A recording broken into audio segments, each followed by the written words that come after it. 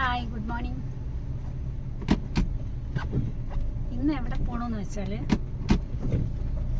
ഒരു ക്ലാസ്മേറ്റിൻ്റെ മകൻ്റെ കല്യാണം, അങ്ങോട്ട് പോവാണ്.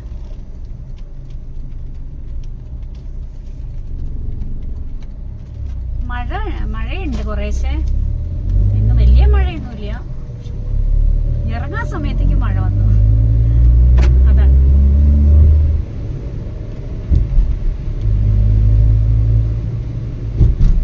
ഒറ്റയ്ക്ക് പോകുമ്പോഴേക്കും പ്രശ്നമാണ്, സംസാരിക്കാൻ ആരുമില്ലല്ലോ. പിന്നെ കഴിക്കാൻ കൂടെയുള്ള ഫ്രണ്ട്സ് എല്ലാം നോണെല്ലാം കഴിക്കുന്ന ആളുകളോ. ഞാനാണെങ്കിൽ വെജിറ്റേറിയനാണ്. ഭക്ഷണം കഴിക്കുമ്പോൾ ഞാൻ ഒറ്റപ്പെട്ട് പോകും. അതുകൊണ്ട് കല്യാണങ്ങൾക്ക് പോകാനൊരു പ്രയാസം. പക്ഷെ ചിലത് നമുക്ക് ഒഴിച്ചുകൂടാനാവാത്ത ചില കാര്യങ്ങളുണ്ടല്ലോ. അതുകൊണ്ട് പോവാതിരിക്കാനും വയ്യ.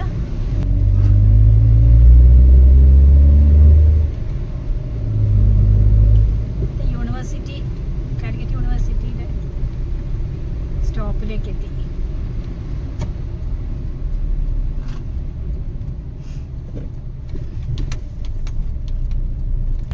സർവീസ് റോഡല്ല, അങ്ങോട്ടും ഇങ്ങോട്ടും പോകുന്നുണ്ട്. അത് വേറൊരു പ്രശ്നം. ലെഫ്റ്റും റൈറ്റും എല്ലാം കയറും അവര്. അപ്പൊ കൺഫ്യൂഷനാണ്. ഓപ്പോസിറ്റ് വരുന്ന വണ്ടികൾ ലെഫ്റ്റ് കയറുമോ റൈറ്റ് കയറുമോ എന്നുള്ള ഒരു കൺഫ്യൂഷൻ നമുക്കും അവർക്കും ഉണ്ട്. അത് വലിയൊരു ബുദ്ധിമുട്ടാണ്.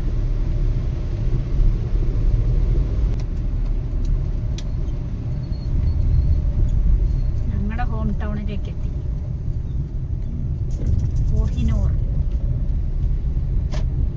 കോഹിനൂർ എന്നുള്ള പേര് കേൾക്കുമ്പോൾ എല്ലാവർക്കും ഒരു അതിശയമാണ്.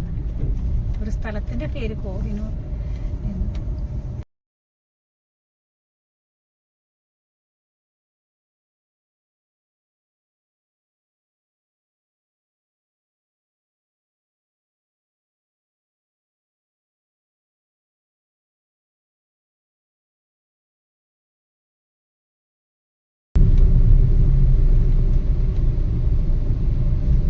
ചിലപ്പോൾ തോന്നും ഡ്രൈവ് ചെയ്ത് അങ്ങനെ പോയിക്കൊണ്ടേയിരിക്കണം ഒരുപാട് ദൂരം.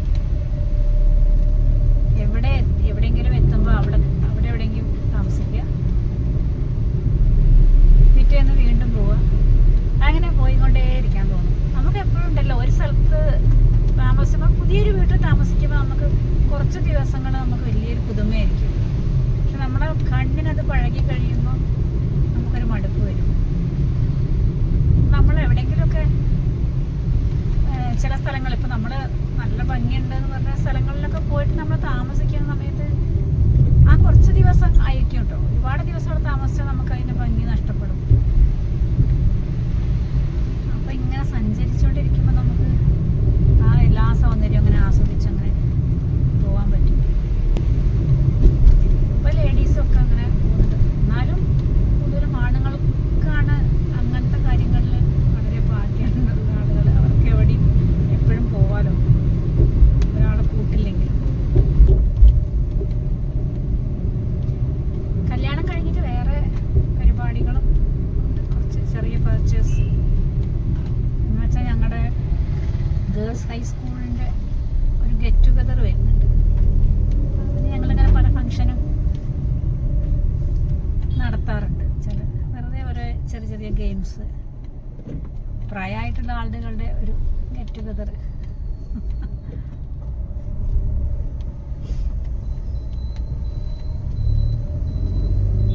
അപ്പോൾ അതിന് വേണ്ടിയിട്ട് കുറച്ച് സാധനങ്ങൾ, ഗിഫ്റ്റ് ഒക്കെ വാങ്ങിക്കണം. ഞങ്ങളെ ഈ ഗ്രൂപ്പിൻ്റെ ഒരു പേര് വളകിലുക്കം എന്നാണ്. അത് ഗവൺമെൻറ് ഗേൾസ് ഹൈസ്കൂളിലാണ് പഠിച്ചത്. അപ്പോൾ ഗേൾസ് ആണല്ലോ. അപ്പോൾ ഞങ്ങളതിന് പേരിട്ട് വളക്കിലുക്കം എന്ന്. അപ്പോൾ ആ പരിപാടിക്ക് ഞങ്ങൾ ഒരുപാട് കുപ്പിവളകൾ വാങ്ങി വയ്ക്കും. പല വലിപ്പത്തിലും പല നിറത്തിലും പല ഡിസൈനിലുള്ള കുറേ വളകൾ. എല്ലാ വളകളും കൂടെ മിക്സ് ചെയ്തിട്ട് വയ്ക്കും പ്രോഗ്രാമിൻ്റെ ദിവസം. അപ്പോൾ അങ്ങനെ എല്ലാവരും വന്ന് രജിസ്ട്രേഷനൊക്കെ കഴിഞ്ഞ് എല്ലാവരും അതിൽ നിന്ന് വള എടുത്ത് ഇടും. ഓരോരുത്തർക്കും പാകത്തിനുള്ള വളകൾ എടുത്തിട്ടിടും. അപ്പോൾ അങ്ങനെ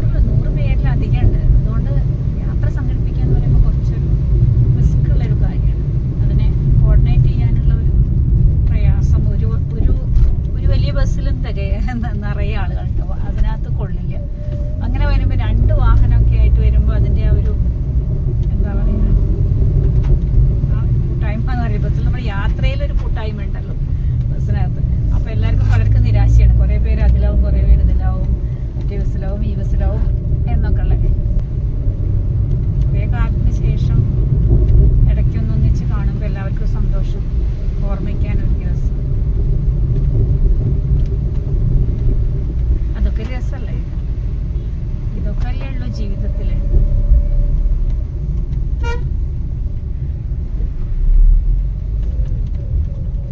ആരൊക്കെ എപ്പോഴൊക്കെ കടന്നു പോകുന്നു പറയാൻ പറ്റില്ലല്ലോ ഇന്നത്തെ കാലത്ത്. ഓരോ ദിവസം നേരം വെളുക്കുമ്പോഴും എന്താണെന്ന് കേൾക്കാൻ പോകുന്നത് എന്നുള്ള ഒരു എന്താ പറയുക, ഒരു പേടിയോടെയാണ് സത്യത്തിൽ ഓരോ ദിവസവും ഓരോ പകലും.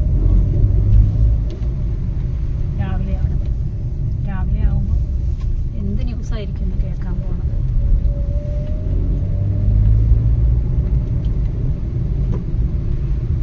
നമുക്കിങ്ങനെ ഏജായി വരുമ്പോൾ നമുക്ക് എപ്പോഴും ഒരു ചിന്തകൾ കൂടുതലാണ്. ഒരുപാട് ചിന്തകൾ നമ്മുടെ മനസ്സിലേക്ക് കയറും. അപ്പം ഈ ഒറ്റപ്പെടലിൽ നിന്നും ഒക്കെ ഉള്ള ഒരു റിലാക്സേഷനാണ് ഇങ്ങനെയുള്ള കുറേ കൂടിച്ചേരുന്നതുകൾ. ഇടയ്ക്കിടയ്ക്ക് ഫ്രണ്ട്സിനെ ആയിട്ട് മീറ്റ് ചെയ്യുക, അവരെ വീട്ടിൽ പോവുക, അവരിങ്ങോട്ട് വരിക. അതൊക്കെ ഒരു നല്ല ഓരോ അനുഭവങ്ങളാണ് നമുക്ക് റിലാക്സ് ആവാൻ വേണ്ടിയിട്ട്.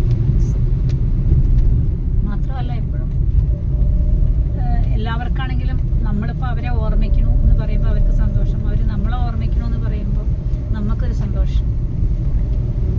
അതൊന്നും നമുക്ക് പണം കൊടുത്താൽ കിട്ടുന്ന കാര്യങ്ങളല്ലല്ലോ, അല്ലേ?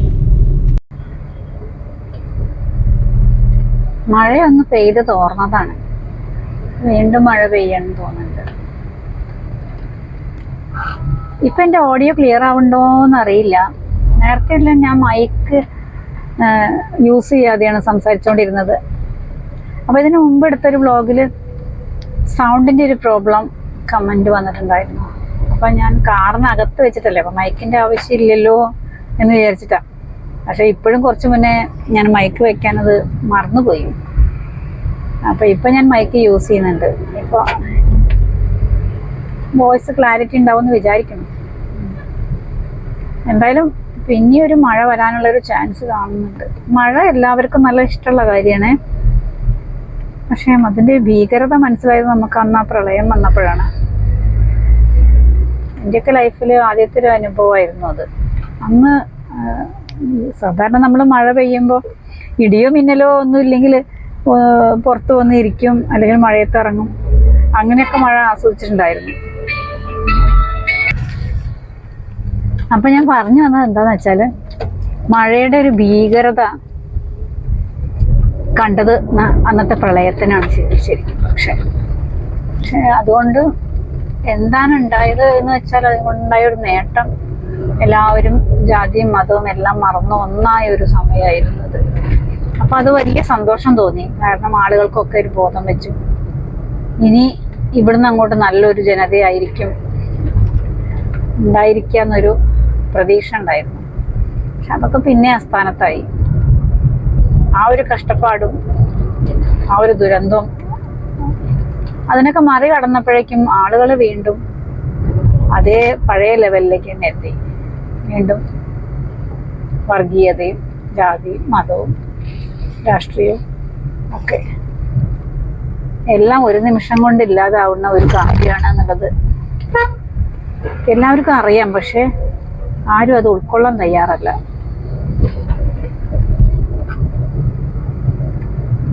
സത്യത്തിൽ ഒരു ജാതിയും ഒരു മതവും രാഷ്ട്രീയം അങ്ങനത്തെ ഒന്നുമില്ലാത്ത ഒരു ലോകം എന്ന് ചിന്തിക്കുമ്പോൾ അവിടെ സ്നേഹം മാത്രമേ ഉണ്ടാവുള്ളൂ, പരസ്പരം മനുഷ്യർ മാത്രമേ ഉണ്ടാവുള്ളൂ. അല്ലാതെ ഹിന്ദുവോ മുസ്ലിമോ ക്രിസ്ത്യാനിയോ അങ്ങനത്തെ മാറ്റങ്ങളൊന്നുമില്ല. അത് വെറും മനുഷ്യരായിട്ട് ജീവിക്കാൻ കഴിഞ്ഞാൽ അതാണ് ഏറ്റവും വലിയ ഭാഗ്യം. അവനവന് ഇഷ്ടമുള്ള വേഷമിടാം, അവനവന് ഇഷ്ടമുള്ള എന്താ പറയുക ആരാധന ഉണ്ടെങ്കിൽ അതുപോലെ ആരാധിക്കാം. പക്ഷെ അങ്ങോട്ടും ഇങ്ങോട്ടും വൈരമൊന്നും ഇല്ലാതെ. പക്ഷെ ഈ ദൈവങ്ങളെ കുറിച്ച് പറയുമ്പോൾ സത്യത്തിൽ പ്രകൃതിയല്ലേ ദൈവം, പ്രകൃതിയാണ് ദൈവം എന്നുള്ളത് തെളിയിച്ചു തന്നെയല്ലേ അത്. ഇതുപോലത്തെ ഉള്ള ഒരു പ്രകൃതി, ഓരോ പ്രകൃതി ദുരന്തങ്ങളും നമ്മൾ പഠിപ്പിക്കുന്നത് പ്രകൃതിയാണ് ശരിക്കും ദൈവം. എന്നാണ്. കാരണം പ്രകൃതിയെ പൂജിക്കുക എന്ന് പറയുമ്പോൾ നമ്മൾ പ്രകൃതിയെ സംരക്ഷിക്കുക, ദുരന്തങ്ങൾ ഉണ്ടാവാതെയും പരിസ്ഥിതി പഠനത്തിനെതിരായിട്ടുള്ള നിർമ്മാണ പ്രവൃത്തികളൊന്നും അല്ലാതെ ഇല്ലാതെ, അങ്ങനെ അല്ലാതെ ഭൂമിയെ കയ്യേറ്റം ചെയ്യാതെ, അത്യാവശ്യത്തിനൊക്കെ എല്ലാവർക്കും ചെയ്യേണ്ടി വരും. എന്നാലും നമ്മൾ പണ്ടുള്ളവർ പറയാറില്ലേ, നമുക്ക് ജീവിക്കാം, നമുക്ക് വേണ്ടതെല്ലാം ഭൂമിയിൽ നിന്ന് കിട്ടുന്നുണ്ട്. നമുക്ക് ആവശ്യമുള്ളത്, അനാവശ്യത്തിനുള്ളത്, അത്യാവശ്യത്തിനല്ല, അല്ലെങ്കിൽ അത്യാർത്ഥിക്കുള്ളത് നമ്മളെടുത്ത് ഉപയോഗിക്കുമ്പോഴാണ് ഭൂമി നമ്മളോട് പ്രതികരിക്കുന്നത്, പ്രകൃതി നമ്മളോട് പ്രതികരിക്കുന്നത്. അപ്പൊ അതൊന്നുമില്ലാതെ വെറും മനുഷ്യനായിട്ട് ജീവിക്കാൻ കഴിയണം. അതാണ് ഏറ്റവും വലിയ സന്തോഷം, സ്വാതന്ത്ര്യം ഒക്കെ. ഇപ്പൊ പ്രകൃതി ദൈവമായിട്ട് കണക്കാക്കുമ്പോൾ എല്ലാ മതങ്ങൾക്കും എല്ലാ ജാതികൾക്കും ഒരേ ദൈവം പ്രകൃതി. എത്ര മനോഹരമായിട്ടുള്ള കാഴ്ചപ്പാടാണത്. അങ്ങനെയുള്ള ലോകത്തിനെ കുറിച്ച് ചിന്തിക്കുന്നേ ഇല്ല ആളുകൾക്ക് ഇപ്പോഴും നേരം വെളുത്തിട്ടില്ല. എന്തിനു വേണ്ടിയാണ് ഈ തമ്മിൽ തല്ല്? അടുത്ത വീടുകൾ തമ്മില്, അടുത്ത ദേശങ്ങൾ തമ്മില്, അടുത്ത സംസ്ഥാനങ്ങൾ, ജില്ലകൾ തമ്മിൽ, സംസ്ഥാനങ്ങൾ തമ്മിൽ, രാജ്യങ്ങൾ തമ്മില്, അങ്ങനെ അങ്ങനെ അങ്ങനെ. പക്ഷെ മരങ്ങളൊക്കെ ഉള്ള വഴിയിൽ കൂടെയൊക്കെ പോകേണ്ടി വരുമ്പോഴാണ് പ്രശ്നം. ഈ മരങ്ങള് ശരിക്കും മഴയുടെയൊക്കെ മുന്നേ ഈ മരങ്ങളുടെയൊക്കെ കൊമ്പുകൾ മാത്രം വെട്ടിക്കളഞ്ഞാൽ മതി. കാരണം ഈ മരത്തിന്റെ മുകളിൽ ഈ എന്താ പറയാ, പിന്നെ ഇലയും കൊമ്പും ഒക്കെ ഉണ്ടാകുമ്പോഴാണല്ലോ ഈ കാറ്റ് പിടിക്കുന്നത്. ഇലയാണല്ലോ കാറ്റ് പിടിക്കുന്നത്. അങ്ങനെ കാറ്റ് പിടിക്കുമ്പോഴാണ് ഈ മരം ഒന്നായിട്ട് കടപുഴകി വീഴുന്നതും പൊട്ടി വീഴുന്നതും ഒക്കെ. നല്ല മഴയാണ്. അപ്പൊ അത് ഈ മഴക്കാലത്തിന് മുന്നേ ഈ കൊമ്പുകളൊക്കെ, റോഡ് സൈഡിലെ കൊമ്പുകളൊക്കെ വെട്ടിക്കളയുകയാണെന്നുണ്ടെങ്കിൽ തടി മാത്രമായിട്ട് നിൽക്കുമ്പോൾ മരം നഷ്ടപ്പെടില്ല, എന്നാൽ നമുക്ക് അപകടങ്ങൾ ഉണ്ടാവില്ല. അങ്ങനെ ചെയ്യാത്തത് എന്തുകൊണ്ടാണ് നമ്മളെ സർക്കാർ എന്നറിയില്ല. കാരണം ഈ കൊമ്പുകളൊക്കെ ഇലക്ട്രിക് പോസ്റ്റിന്റെ മുകളിലേക്ക്, ഇലക്ട്രിക് ലൈനിന്റെ മേലേക്ക് ഒക്കെ വീഴും. ചിലപ്പോൾ വല്ല വാഹനങ്ങളുടെ മേലേക്കായിരിക്കും, നടന്നു പോകുന്ന ആളുകളുടെ മേലേക്കായിരിക്കും. അങ്ങനെയുള്ള അപകടങ്ങളൊക്കെ ഒഴിവാക്കാൻ ഇങ്ങനെയുള്ള കാര്യങ്ങളൊക്കെ ചെയ്യണം, നല്ലതാണ്. പക്ഷെ നമ്മളെ നാട്ടിൽ എന്തെങ്കിലും അപകടം പറ്റിക്കഴിഞ്ഞാലാണ് പിന്നെ അതിനെക്കുറിച്ചുള്ള ചിന്ത. അതും 4 ദിവസം ചിന്തിക്കും, അത് കഴിഞ്ഞാൽ അതും കഴിഞ്ഞു, അത്രയേ ഉള്ളൂ.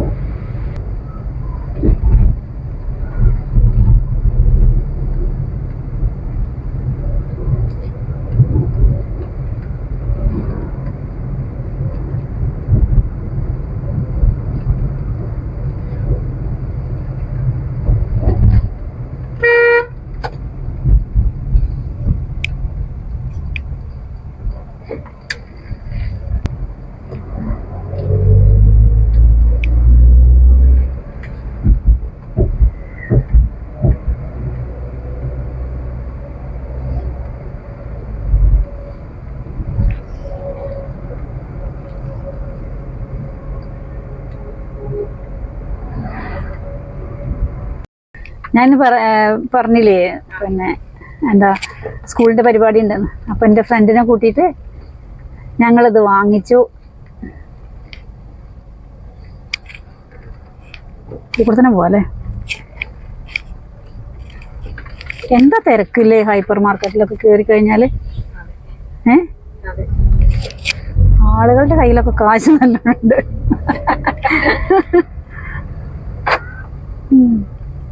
അല്ലേ? പക്ഷെ ഞാൻ അധികവും ഈ സൂപ്പർ മാർക്കറ്റുകളിൽ വല്ലാത്ത പോവാറില്ല.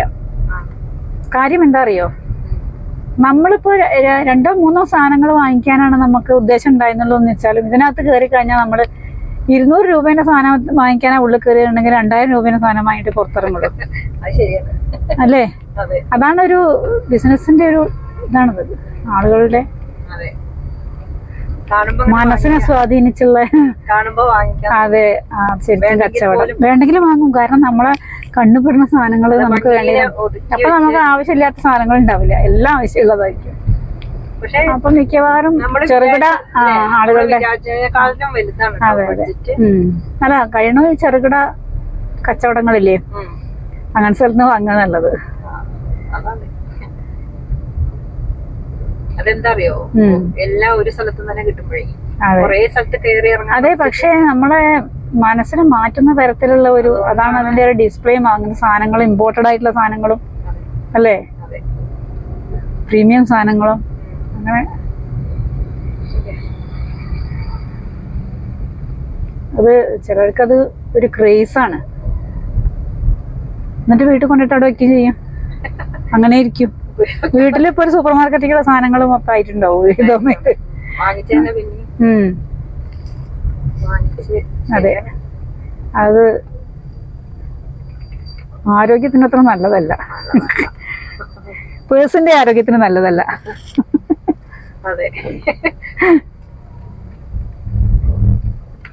പക്ഷെ ആളുകൾക്ക് ഇപ്പൊ അങ്ങനത്തെ ഒരു ഉപഭോഗ സംസ്കാരമായിട്ടുണ്ട് അല്ലേ.